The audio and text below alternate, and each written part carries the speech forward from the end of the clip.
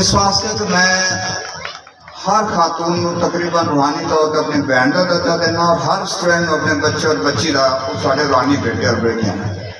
اس واسطے اج اسی پنجاب کا کلچر ڈے منا رہے ہیں اور ایک شاعر نے کہا سی کہ اٹھ شاہ اسانا ویکھ لے اسی بدلے پھردے ویس ساڈی جد نمانی ککدی اسی رڑ گئے وچ پردیس. وہ مطلب یہ سی کہ پنجاب کے کلچر نو اسی بھول گئے, اسی اپنی ثقافت نو بھول گئے, اسی اپنی تہذیب نو بھول گئے.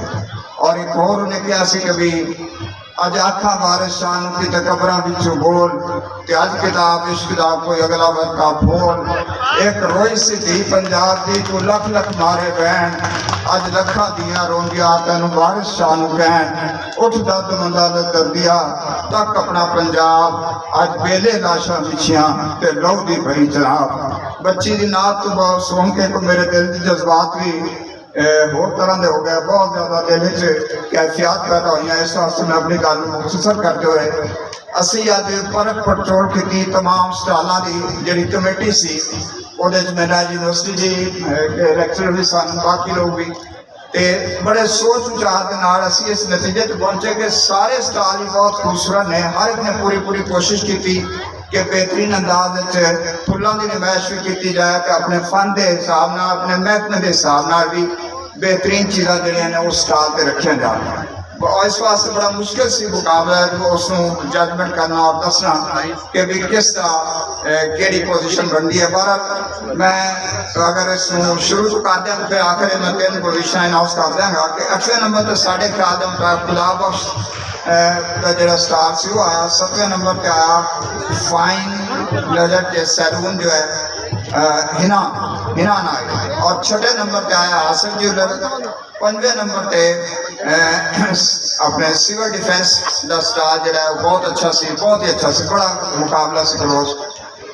اور ساری ججمنٹ جڑی ہے یا جیسے بڑا پرچول کی ہوتا ہے. 4تھے نمبر پہ government college for women graduate college for women یہ سٹار تے زوالوجی ڈپارٹمنٹ دا سٹار یونیورسٹی کے زوالوجی ڈپارٹمنٹ دا سٹار بہت اچھا سی. یہ دونوں چوتھے نمبر پہ برابر نے. تیسری جڑی پوزیشن ہے وہ بڑا سخت مقابلہ ہوا اور 2 محکمے جڑے نے انہوں نے سٹار ساری بڑی جانادارانہ رائے ہے کہ وہ برابر سن. ایک ریسکیو کا سٹار تے دوسرا پولیس ڈپارٹمنٹ کا سٹار. انہیں آپس میں مشورہ کر لیں کہ انعام ٹرافک کس کو ملی ہے.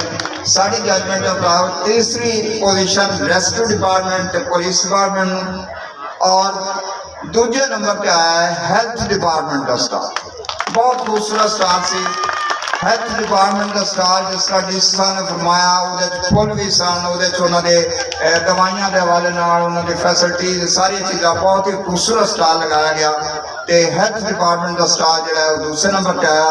اور پہلے نمبر پہ آیا سکول ایجوکیشن ڈپارٹمنٹ کا سٹار. انہوں نے پھلاں کی ورائٹی اتنی زیادہ رکھی ہوئی سی کہ آدمی حیران رہ جاتا ہے کہ اتنی محنت نال سٹال انہوں نے لگائے. بہت شکریہ. ظفر کھچی صاحب additional director Muhammad Nagar campus IUB اور ڈائریکٹر ڈاکٹر رفاقت علی صاحب. ظفر عباس کھچی صاحب additional registrar admin IUB Muhammad Nagar campus please تشریف لائیں اسٹیج پر اور معاونین انعامات بنیے گا.